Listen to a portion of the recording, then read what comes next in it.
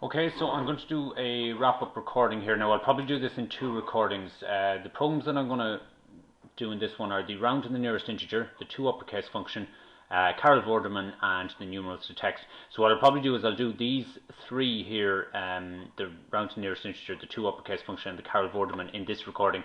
The numerals to text is a difficult, a very, very challenging program.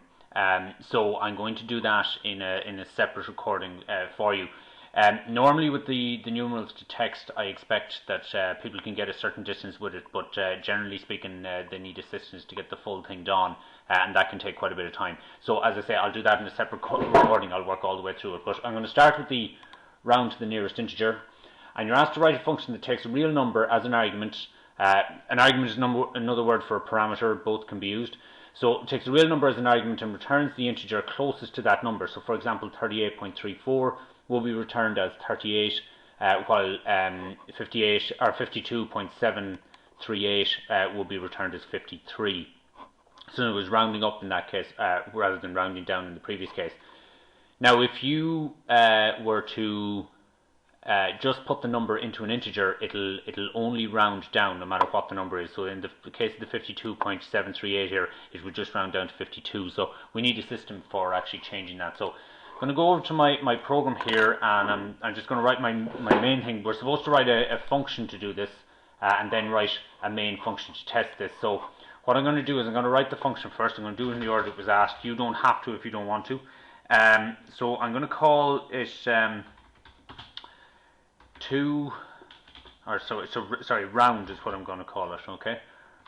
So round int, to round up an integer. And it's going to return an integer because it's going to decide whether it goes up to the next integer or down to the next integer. And we're going to take a floating point number. I'll just call that num. Close that off. So what I'm going to do is I'm going to return, I'll just call it answer for the sake of argument, and that'll be my integer.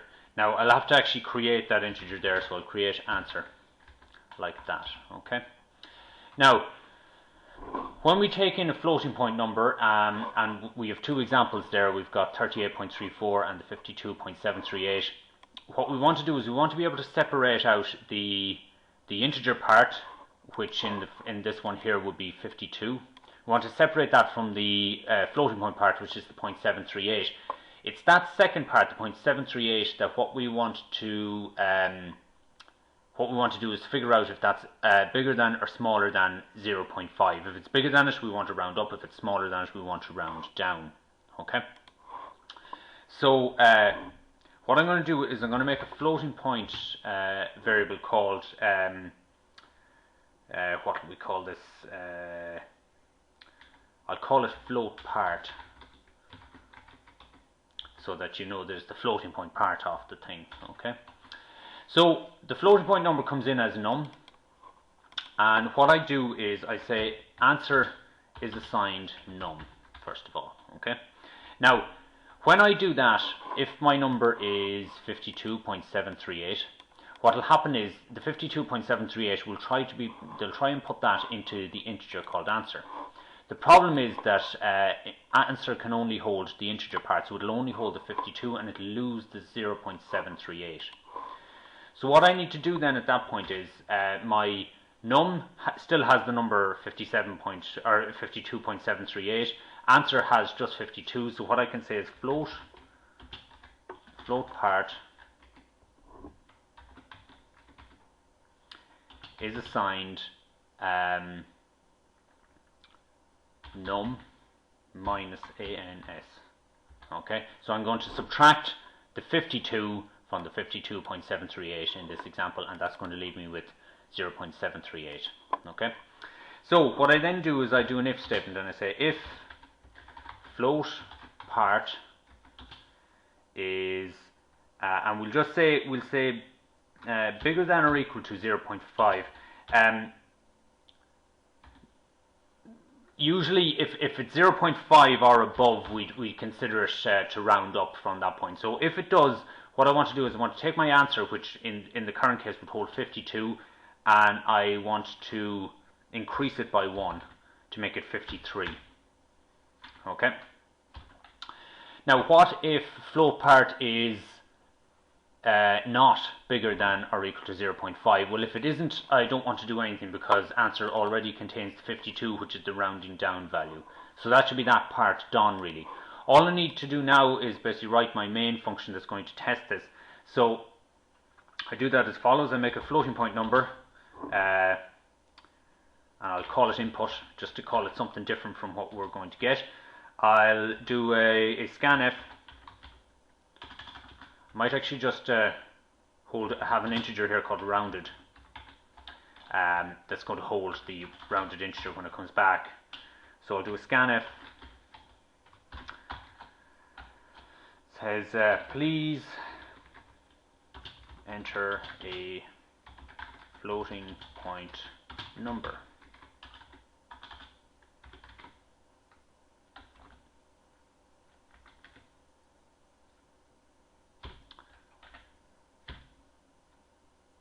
And sorry, I've said that wrong. There should be a printf obviously, and then do a scanf after it.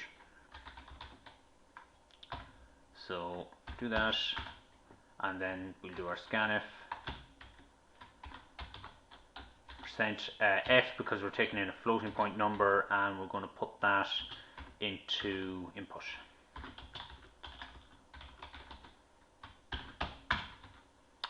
Then what I'm going to do is I'm going to send, I'm going to say rounded, which is where I want my rounded integer to be put, and I'm going to assign into that round int, which is the name of my function, and I'm going to pass the function input, which is the floating point number. Okay, so that input gets put into round int, which is this thing up here. It becomes num when it goes in there, and then all of this part takes place. Finally, I'll just do a printf of rounded, and what I'll do is I'll print both out. So I'll say %f rounded becomes %d.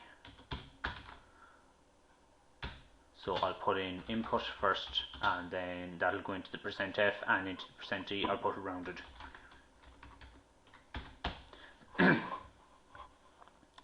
Now, will it run first time? Nope. System pause is missing several things. And we're up and going. So please enter a floating point number. I'm going to use the two examples that I have here. So I'm going to start with 38.34, which you expect to get rounded down to 38. Okay, so rounded, that becomes 38. That's fine. And if I run that again, this time with the number 52.738.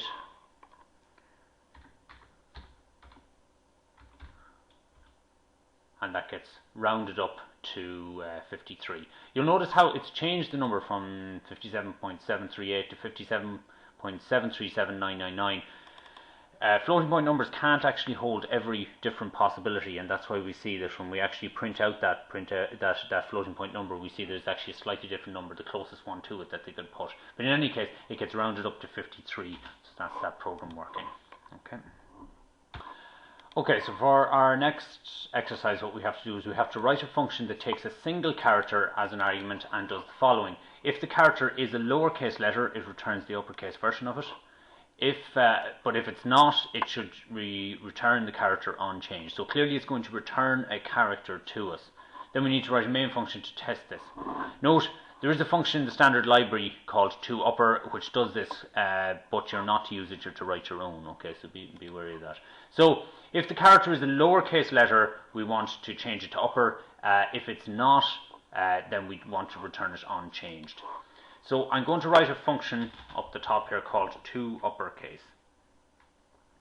It's going to return a character, as we said, so it's called toUppercase,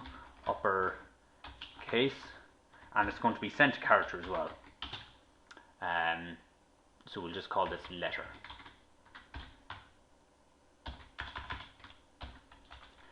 And we're obviously going to return, so we'll return letter as well, because we'll try and store the end result in that. Now we could change it to something else if we wanted, but that'll do us fine. Now the first thing we need to do is we need to go back a little bit and find the ASCII character set, which you looked at towards the beginning of the academic year, so that we can find out a little bit about the letters that we're dealing with. So we want to deal with lowercase letters, which start here at the small a, over here, so it's decimal number 97, and they go up to 122. Okay. Now, the thing is, you can see that these are actually exactly matched up in line with the capital A, the capital B, the capital C, and so on. So the difference between these numbers is basically 65. If we took 65 away from 97, we get the number 32. If we took 66 away from 98, we get 32. If we took 67 away from 99, we get 32. And if we take any other letter, let's take the letter R here, if we took 32 away from 114, we'd get 82. And that would, in effect, make it from a lowercase letter into an uppercase letter. Because remember, everything is a number. So it just happens to be that there's a code that does it. So there are a number of ways of doing this. One is that we check if it's a lowercase letter by saying if letter is bigger than or equal to 97 and is letter is smaller than or equal to, and we'll just check what number is there for Z, so we can see it's the number 122 there. Okay, so we could say 122. Okay, and that would basically tell us, then we'd have an if statement then to tell us if the thing was lowercase. Now that works fine, but it relies on any programmer that comes to read your program realizing that you're dealing with ASCII characters and that the number 97 means the lowercase letter A and the number 122 means the lowercase letter Z, and so on. Better way to do it is actually write in the A, but remember, if you're dealing with it as a character rather than as a variable, you have to put the single quotes around it. And so that'll do that there, just like that, and a small Z as well. Make sure you put in a small Z and a small a, or otherwise you'll be dealing with uppercase. I'm going to just put brackets around these just to be on the safe side in case the ampersand has a higher precedence than this guy here. I don't think it does, but best to be on the safe side. So if that is the case, what do we do? Well, what we want to do is we want to say letter is assigned letter minus 32. If we take 32 away from it, it becomes the uppercase letter that corresponds to it, and we saw that from that. So if it's no matter what letter, let's say it's the letter H here, there's a value of 104. If I take 32 away from it, I'm going to end up with 72, which is a H, a capital H. So that's basically the job done. What if it isn't in that range? Well, if it isn't in that range, we just send it straight back out as we received it, completely unchanged. Okay, so there's nothing more to it than that. So want to write a main function, obviously, to test this. So I'll say character input again, and what I'll do is I'll print out I'll do a scanf to take in a letter, %C, remember, if you're taking in a letter, and ampersand, and I'll put that in input. And of course, as always, I should have put a printf here to ask for it. So please enter a letter.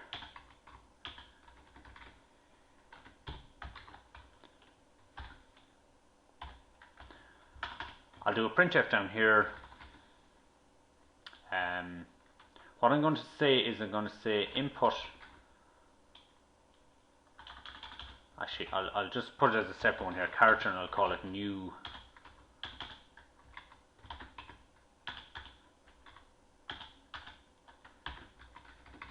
letter. And I'll say new letter is assigned to uppercase, because that's the name of the function. What do I send to the function? Well, I send it whatever came in as my input. So I send it to that, and it will return back to me the letter, either modified if it was a lowercase letter, and if it was an uppercase or anything else, it'll just send it straight back as it was. So I'll print that out.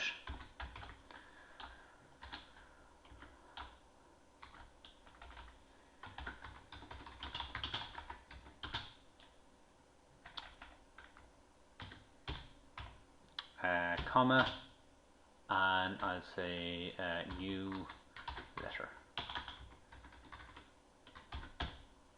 Now, rather than making a new letter and so on here, I could have literally just said input is assigned. I could have wrote in input there where that is. I'm just keeping them separate just so that you can see it, but it wouldn't strictly speaking be necessary. Now, will it run first time for me this time? No, it's got some problem. Undefined print, so I have no F here on this. Please enter a letter. So I'll enter a lowercase letter R, and it says the letter is now capital R. It says it's not or, so I've written that wrong. It should be now, okay? But at least it did change it to a capital letter. What happens if I put in a capital K? Well, the letter is now capital K, so it hasn't changed in any way. What if I put in something else, something other than that? Let's say, for example, the letter 3. The letter is now 3. So clearly there's no uppercase 3, so it's not going to change it to anything, so it doesn't modify it in any way. So that's that program down there. Okay, so our next program is the Tyras Vorderman program, and of course, if you haven't heard of Tyras Vorderman, that won't make a whole lot of sense to you. But she was a host on a quiz show called I've forgotten the name of the show now, but people used to ask her to pick particular letters, and then they had to it was Countdown was the name of the program. But they had to try and make words out of the letters she would pick. So the contestant would ask her to pick a vowel or pick a consonant. So that's where this has come from. So what you're asked to do is write a program that takes a character from the keyboard and prints out whether it's a vowel or a consonant. Now, what we're going to do is we're going to use a switch statement to do this. And a switch statement is a little bit like an efficient way to write a whole load of if statements, if we had to write a whole load of if statements. So we'll start with the letter, character, input. And what we're going to do is we're going to write a switch statement. And the switch statement has to take in the input. Okay. Now before I do that, of course, I really want to ask the user for an input. So printf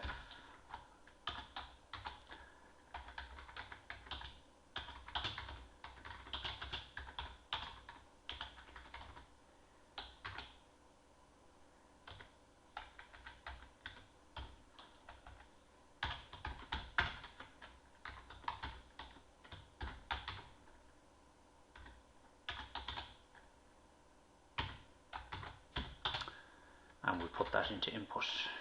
I've forgotten something there, hopefully you spotted it. Haven't put in my ampersand. Okay.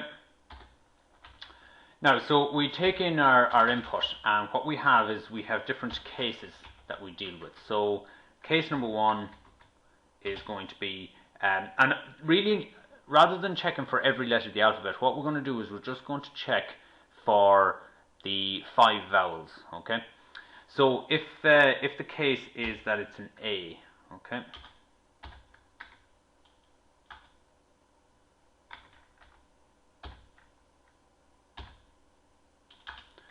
Something a bit weird happening with my keyboard where it doesn't seem to want to put in single quotes for some reason. It's doing it now, but only by a strange mechanism.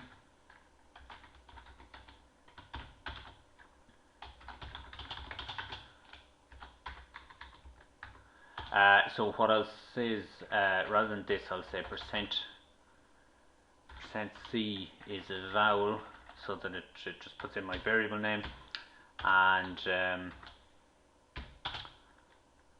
I'll put input into that. Okay. Now I'm going to write it a slightly longer way than is necessary the first time, and then I'm going to show you how to shorten it for our particular application here. So case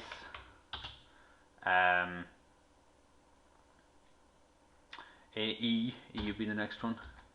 Now you see what's going on there. I don't know why that is. I have to write 2 of them for some reason and then put it in between. Anyway, so that's my next case.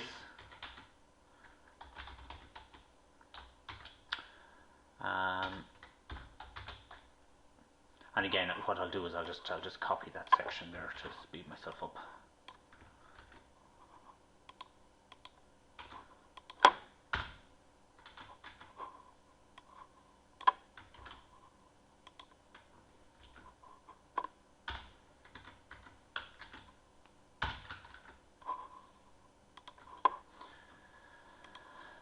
So A, E, I, O, and U.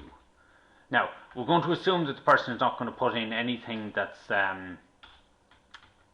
not within that range, and we can actually fix that in a moment to make absolutely certain. But for the minute, what I'm going to do is I'm going to have a default case. And my default case is basically that, actually am I missing those here in each case? I'll come back to that in 1 second. My default case is going to be printf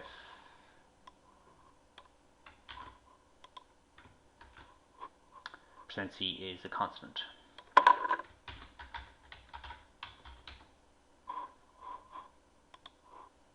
Now, I mentioned there a second ago that I forgot to do something, because I did it for the default but I didn't do it for the others. I actually put an ordinary semicolon here, whereas actual fact when you're putting in a case statement you have to put in these full colons, so just be wary of that. Very easy mistake to make.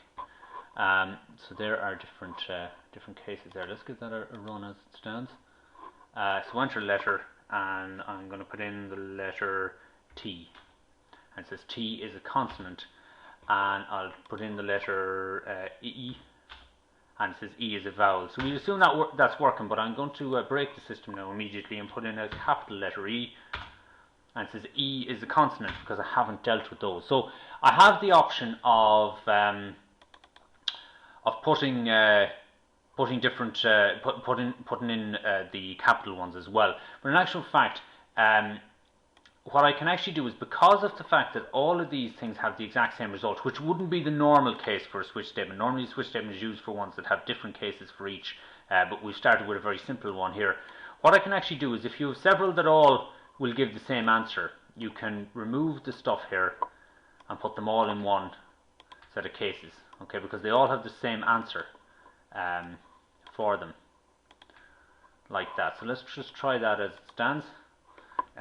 So I'll put in an E again. E is a vowel, and I'll put in an F. F is a consonant. And what I can do then is, obviously I can just put in a whole pile more cases there too.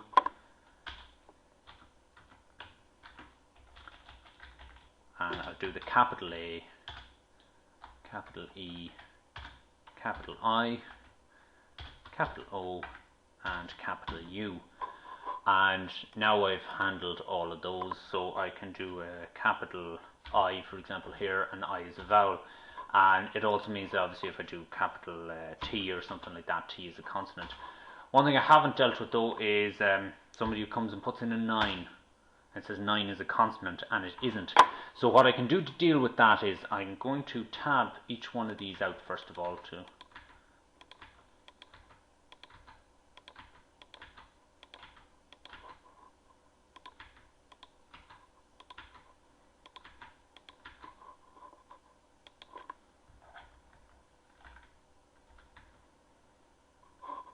okay, so make sure the switch begins here and ends here.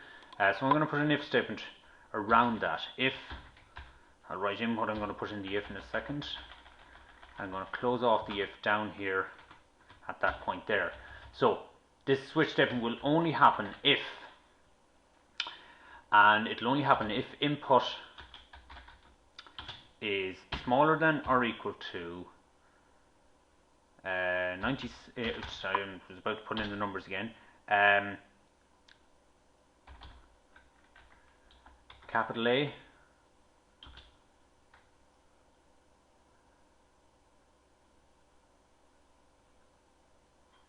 and input is larger than or equal to capital Z.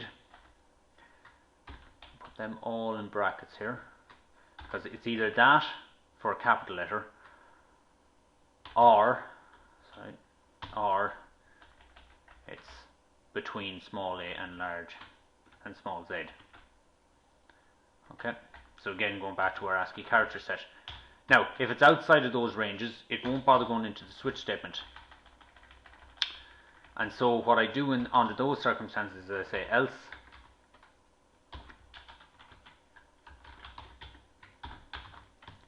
you have not entered a letter of the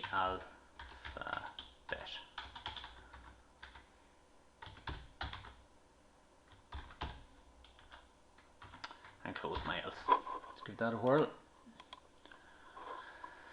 So again, capital T, and saying you have not entered a letter of the alphabet. So I've obviously done this incorrectly.